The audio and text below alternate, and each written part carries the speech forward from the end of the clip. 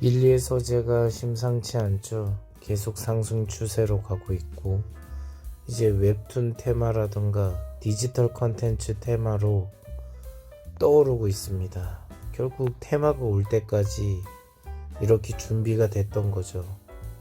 지금 여기서 아직 많이 안 올랐는데 57,600원까지 오르려고 하면 약 2배? 한 2.5배 정도 올라야 돼요. 그쵸? 2.5배 정도의 수익을 먹을 수 있다는 거잖아요. 전고점을 신성 델타테크처럼 뚫어버리면 어떻겠습니까? 밀리의 소재는 아직도 너무나도 싼 위치죠. 그쵸?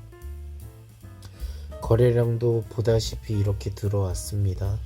그동안에 이렇게 횡보하다가 거래량이 들어왔다는 건 위로 가기 위한 준비를 하고 있다는 거죠. 물론 여기서 눈치를 빨리 못 채시면은 못 챌수록 순식간에 들어올려서 이렇게 위에까지 가고 저항대를 맞이할 때 개미들이 투입이 되면 다시 이렇게 아래로 빼는 형태로 하면서 위로 갈 확률이 높습니다. 자, 주가가 이렇게 올라가는 이유가 뭘까 생각해 보면 기습적으로 올라갈 때는 대부분의 개미들이 설마 하면서 안 산다는 거죠. 그럼 물린 개미들은 내 가격이 올라갈 때까지 버티는 겁니다. 그쵸? 그렇기 때문에 슬금슬금 올라가는데 어느 정도 올라가서 많은 매물대를 맞이하게 되면 어떻게 되냐면 수많은 사람들이 차익 실현 욕구가 생길 거고 추가로 매수하려는 사람들은 더 큰 수익을 보기 위해서 매수와 매도를 번갈아 하다 보니까 올라가는데 쉽지가 않다는 거죠. 그럼 이때 저항이 발달해서 결국 아래로 빠지게 되는 겁니다. 그렇죠? 그리고 하염없이 빠지는 게 아니라 어느 정도 선까지 빠진 다음에 더 이상 매도자가 없으면 다시 그 물량을 받아 먹으면서 말아 올리는 겁니다. 그래서 요새 최근에도 코인에서도 많이 보셨을 텐데 차트가 이렇게 말아 올리는 차트를 많이 봤을 겁니다. 그렇죠?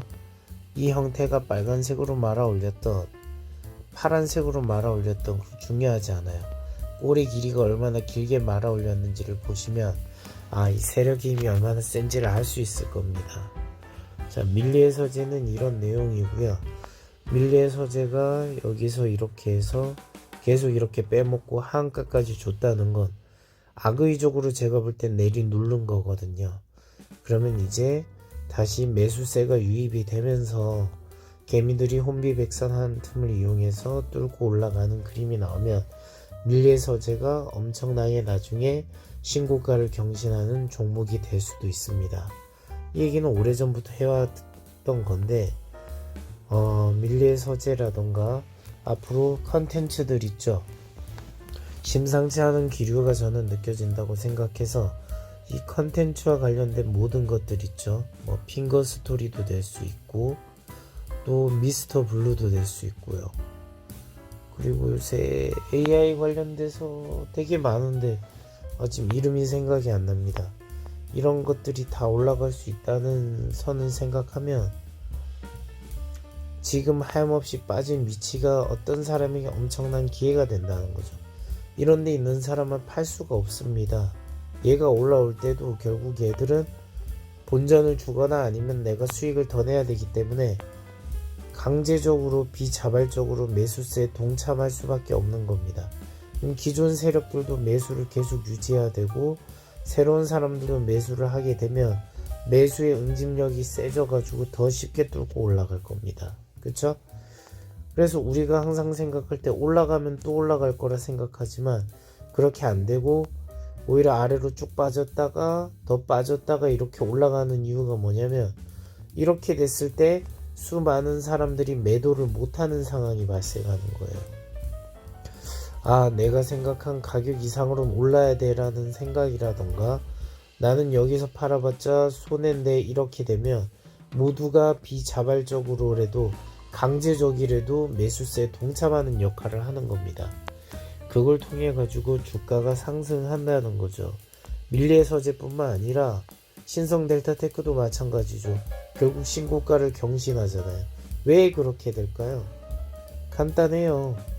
엄청난 거래량이 처음에 들어왔었고 그 거래량을 아래로 뺐어. 그럼 수많은 사람이 손절을 치거나 물려있겠죠. 그럼 얘가 다시 올라온다고 해도 침묵할 수밖에 없어요. 나는 매수세에 동참할 수밖에 없다는 거죠. 결국 뭐죠? 신법이 중요한 겁니다. 신법이 엄청 중요한 게 이런 이유예요. 그래서 밀리의 서재도 동일하게 이렇게 올라갈 때 매도를 하려고 잘 못할 겁니다. 그 순간에 단타 치는 사람들이야 매도를 좀 하겠지만 그 물량보다 여기에 하염없이 물려있는 수많은 매물대들이 동의를 한다는 거죠. 올라가는 거에 대해서. 요게 다예요. 주식이라는 건 결국은 내가 매수세에 동참하느냐 매도세에 동참하느냐 그거에 따라서 상승력이 있느냐 없느냐가 나오는 겁니다. 신고가를 경신했을 때는 더 이상 물린 매물대가 없으니까 모든 매수세에 동참한다고 하지만 반대로 얘기하면 센 갑자기 저항을 맞는 이유가 뭐죠? 난 이제 이 정도에서 수익 실현을 할래라는 사람이 있어서 차익 실현 때문에 신고가를 경신하고 갑자기 훅 빠지는 거죠. 그래서 신고가 패턴을 엄청 좋아했다가 손해보는 사람들이 고점에 많이 물립니다. 그럼 이제 뭐죠? 이 친구들은 다시 새로운 신고가를 경신할 때까지 구조대가 올 때까지 물려 있어야 되는 겁니다. 그래서 여러분이 수익을 내기 위한 가장 좋은 방법은 주식이든 코인이든 똑같은데 아래에 있을 때 여러분은 관심이 없을 때 그때 매수할 수 있는 용기가 있어야 됩니다. 근데 대부분 왜 못하죠? 이러다가 이 주가가 영원히 인기가 없어가지고 묻혀서 몇 년이 돼도 돈이 안 나올 수도 있다는 생각이 두려운 거죠. 근데 여러분은 그거를 이겨내야 돼요. 사실은 그걸 이겨내야지 돈을 버는데 여러분은 쉽게 돈을 벌고 싶어서 장대 양봉이 터질 때 살려고 합니다. 그쵸? 장대 양봉이 터지고 다시 상한가에서 상한가가 가는 그런 종목만 노려요. 예를 들면 태형건설 이런 것들을 노리는 거죠. 그쵸? 그러다가 한순간에 어떤 흐름이 잘못되면 여기서 30% 박살나면 이런 식으로 내려와요. 그럼 여러분은 이런 데서 위치에서 물려서 막대한 손해를 보고 도망도 못 치는 상황이 발생한다는 거죠. 그래서 여러분이 그런 상황이 안 생기려면 어떻게 해야 되죠? 결국 주식이라는 거는 내가 적당히 먹고 적당히 빠져나올 수 있는 그런 신법이 필요하다는 거예요. 근데 그런 신법이 없는 이유가 뭐죠?